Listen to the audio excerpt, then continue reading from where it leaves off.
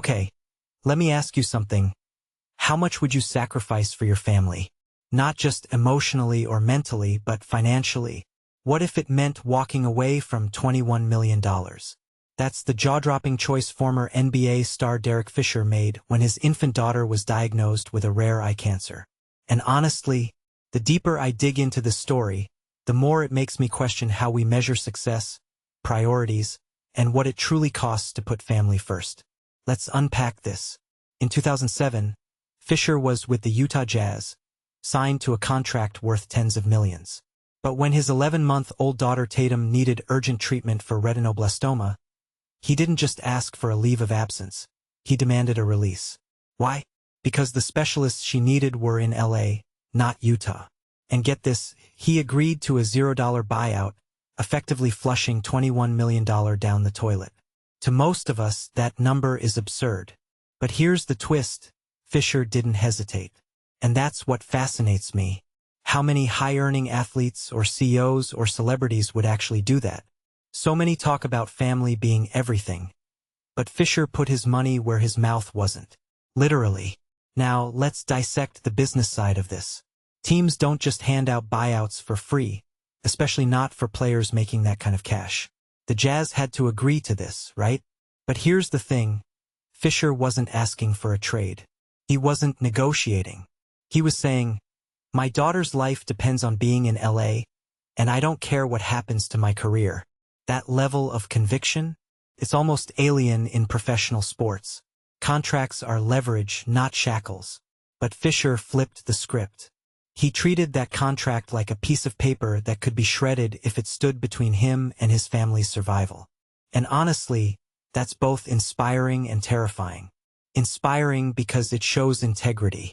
Terrifying because it exposes how fragile these careers are when life throws you a curveball. But wait, there's more.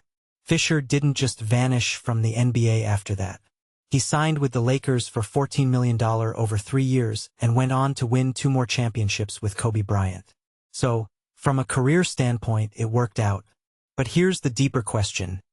Would he have still walked away if that weren't the case?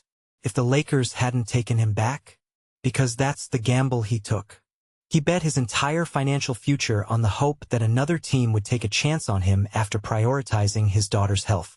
And how many players could even afford to make that bet? This isn't just about sacrifice, it's about privilege. Fisher was already a proven star. He had the clout to demand that buyout.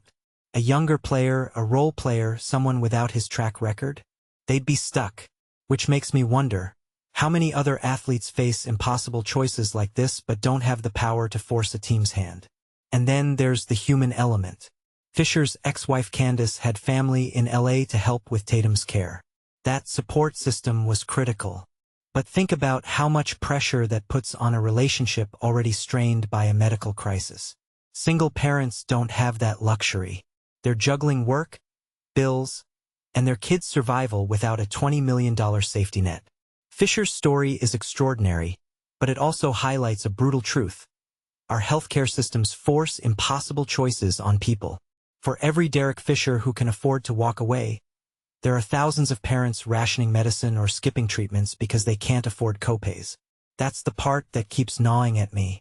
This isn't just a heartwarming family over money tale. It's a window into how uneven the playing field is when it comes to medical care. So here's my final thought. Derek Fisher's decision was heroic, but it shouldn't require heroism to choose your kid's health over your paycheck. What if Tatum had been born in a country where you didn't have to mortgage your future for her treatment? What if Fisher hadn't had the leverage to force that buyout? This story has a happy ending, but it's built on a system that makes these choices feel like miracles rather than rights. And that's the real tragedy here. The fact that we're celebrating a man who sacrificed $21 million to save his daughter just shows how broken the system is. Because in a better world, that wouldn't be a sacrifice. It would just be the baseline. What do you think? Let me know in the comments. Does Fisher's choice inspire you, or does it make you angry about the rest of us?